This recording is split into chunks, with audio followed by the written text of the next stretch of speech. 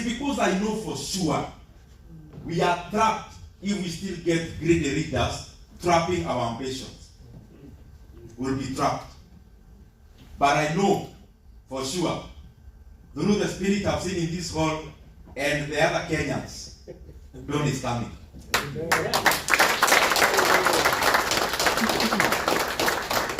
And for me, it's not a political dawn. It's an economic dawn. Economic dawn where you don't have to come to America. America will come to Kenya instead. There is a story given in a country called Albania. This is for you now. Here, you are making money here. So Albania, you'll check later where it is geographically. We have so many Albanians. You have many Albanians. There is a reason you have many Albanians. And it's the same reason we have many Kenyans. It is because where it is located, you actually wonder what an Albanian is doing outside of Albania. Because they should be doing very well. So, there were more people by 2007. There were more people living outside Albania. There were more Albanians living outside Albania than inside Albania. So, then financial crisis came. Then there were so many living in Greece because of the proximity. So, what happened? After Greece went under, many Albanians went back home. By that time, all the economists predicted, now that we have an influx of so many people going back home. Nataka munisikize vizuri. So we have an influx of people coming from Greece, many of them, coming back to Albania, and they were already struggling with unemployment. What do you think was to happen? You have a country already with unemployment. So pahali kwingine, things have become bad. So more are coming back home. So what do you think will happen to unemployment? Worse. Now listen to this. After so many Albanians went back home, unemployment went down and wages went up. That is one of the intriguing things about you who are here, others in the UK and others elsewhere. What happened? They went back home with the technology and knowledge they had gained from Greece and elsewhere. So when they went back home and there were no jobs in Albania, they started businesses using the experience and expertise and experience they had gained in Greece and other countries. So out of the businesses they started, they employed other Albanians. So unemployment actually went down and wages went up. So I still have hope that yes, our country needs remittances. And I have hope these transfers we do to our countries make a lot of sense, especially to our forex. But fundamentally speaking, Kenya requires your brain more than the money.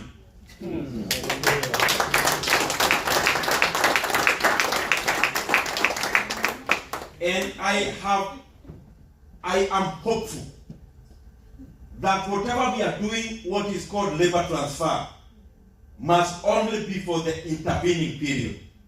It cannot be a long-term project or program. There is no country in the world, Singapore, South Korea, America, UK, China, there is no single economic case in the world and our history whose economy grew by exporting labor to other countries. None. We do that because there are no sufficient opportunities at home. Yes. And the work of the leader in the medium and long term is about how to get you back home. Must be about that.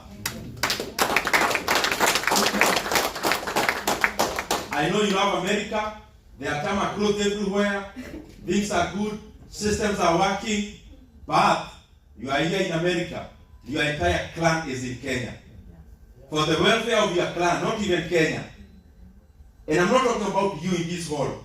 The generations, our hope, our ambitions, our aspirations must not be about coming to America, going to the UK, sending remittances. Yes.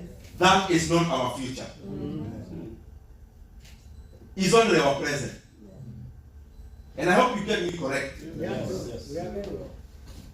You never came here because you hated home.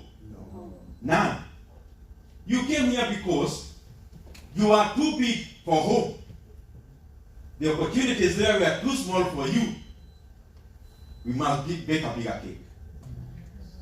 A bigger cake that accommodates everyone. And all these issues, I'm not tired with those things. We talk every time there is an election. Oh, by intensive stress and etc. I don't even want to go to policy. All I have known from my own experience, Kenya has potential to rise and become an example in Africa and the entire global south. The only thing standing on the way between the current Kenya and a prosperous Kenya is greed of leaders. I'm sure you may not capture with the weight of the words I'm saying, but I'm speaking from deep experience. Our country is choked. It's unless Yami kupiga geta. Now umepiga mtu geta, then you are telling them, please go and run a marathon. So you are holding somebody on leash like this, and you are telling them, we are sending you to Boston to run a marathon. You've already given them too small space for them to maneuver. Economically, we have some work to do, and it's heavy lifting to do. Let me go to the other subject, which I'll almost finish with. And it's the reason you invited me. Amen. I'll be brief so that we interact. Here in America, you have sent a lot of money home. But on the economic entries, the money said is called remittances. And I commend you. America is the number one in terms of remittances in Kenya. But economically, fundamentally, remittances only help in managing our currency and spurring some consumption back at home. Economically, fundamentally. When you send money to your relatives, economically, in terms of the global economic parameters, macro parameters, why is the US superpower and there are no remittances? Why? Why is China as the second biggest economy and we never hear them reporting? Why? So I commend you, yes, you help our relatives socially, but over the economies I mentioned, the external money that catapulted the economies is not remittances. It's something called FDI. Foreign direct investments. There is a difference when you send money back home for investment, and there is also a difference when you send money for consumption. Because when you send money back for consumption, you only send money back what you can afford to lose. And I want you to look inwards within yourself. When I'm speaking, look inwards. Geogeration. When you're sending your uncle money, the remittance you send them is your dinner for 2 nights. Yeah, it's true. Money you can afford to lose even. You can actually give a homeless person a stranger here. That's the money we send back home. Because remittances is more of a social transfer. social transfer. Oh, my brother, mtoto yake amefukuzwa shule, sent 2,000 shillings.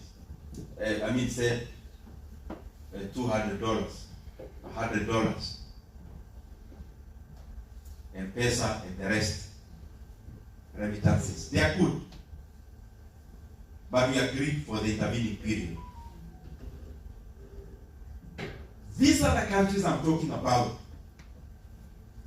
They have grown on FDI. Why is FDI even more important than remittance? It's because it is self-interest driven. Remittance, the utility of the remittance you send back home is to the benefit of the person you are sending to. So your motivation is up to the money that does not cut your wallet too much. Am I saying something? Yes. Yes. You said, I'm repeating because it's the remittances, the motivation is for you to feel good you helped somebody. But FDI is pursuit of self-interest. And all the time, pursuit of self-interest is what builds the economy. The reason you come to here in the US and start homes to look at the healthcare homes, I may not have the exact wording, but I have come to realize you are making a lot of money through that. Yes, they are called group homes. Adult rooms. Like you, I know you make a lot of money in that. Those ones. Now, you are not looking after your relatives. It's pursuit of self-interest. Pursuit of self-interest all the time is the motivator for an economy to grow. And actually, even you, Clergy, never shy when you are making decisions to make money. You know, some of us from the village, you feel like you are doing bad to make so much money. No, make as much as it can be made. FBI is self-interest driven. So you not send $200. You send all the money you have. Yes. Believe you me, if we convert FBI of all the people living in America and the UK, because two combined account for over 56% of all the remittances Kenya receives. Believe you me, that money can multiply times 10. True. Because you'll not be sending money for anyone. You'll be sending money for yourself. To invest on something that will help you, not those other people. Amen. But then, here is the biggest headache that has to be done with. For you to do that, you do that on the basis of trust. Yes. If there is trust deficit, then all the time when, even here in America, like me, when I'm moving around, I must have some few dollars in the pocket, even if I have my card. Because I'm always thinking, what if the card doesn't work? What am I trying to say? Some trust deficit on the technology of the card. So yes, I have it, lakini nikienda kuswap hivi na nishakula ikatae. So I'm almost carrying my dollars. So even you, the reason why you want to see the money in your bank account is because you have trust deficit of anywhere else. You would put it where you can't see and you can't control it. That is the issue I want us to address today, to the extent we can. Very good.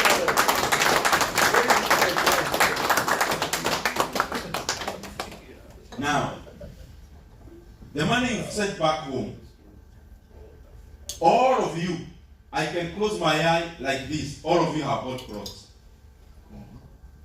All of you, without exception. Many. And house. Not one. Houses. Now, I have bought clothes. And when I speak purely for the welfare of the people and the country. Amen. So for me, I'm not supporting any sector or against any sector. I'm being objective. Because I believe businesses are dynamic. If there is no more money to be made by doing this water, then start sorters. You get what I mean? So real estate, we made money from 20. Now, when bypasses were being built, Nairobi was opening up during the Kibaki reign, all the way towards maybe 2015. Tell me anyone here who bought a plot in 2018 who sold it for a profit, and they have sold. Not you're expecting to sell, you've already sold and you made money. Just try to check. Yes, previously you could buy a plot at 1 million within 3 years, you are selling it for 3.5 million. Even me, I did it. Are those opportunities now there? No, no. We are trying to sell, nobody is buying. Well, that's the thing. There is grant. Though all those things I'm saying are founded economically. What happened to Nairobi and Murang'a and Kisii? There are cases here. To Kisumu, to Kakamega. When the prices of land around the surrounding area started going up, previously our stages were inelastic. Inelastic meaning, Nairobi, ukiambia mtu wewe unakaa Pagani, yes, wewe unakaa Nairobi. But if you told somebody you live in Roiro, they would think this guy is a sharks person. You tell a person who live in Keno, this one is a because Nairobi was concentrated, and in our mind it was inelastic. That for you to live in Nairobi, live within the designated Nairobi areas. So we all went after those properties. And as it expanded, we also expanded with it with our own demand. So when the prices went to Roiro, we all now thought, hey, Juja is too far. Let's all buy here in Roiro. So prices short. But there were brothers in real estate. They realized there is a gap here. A mismatch of demand and supply.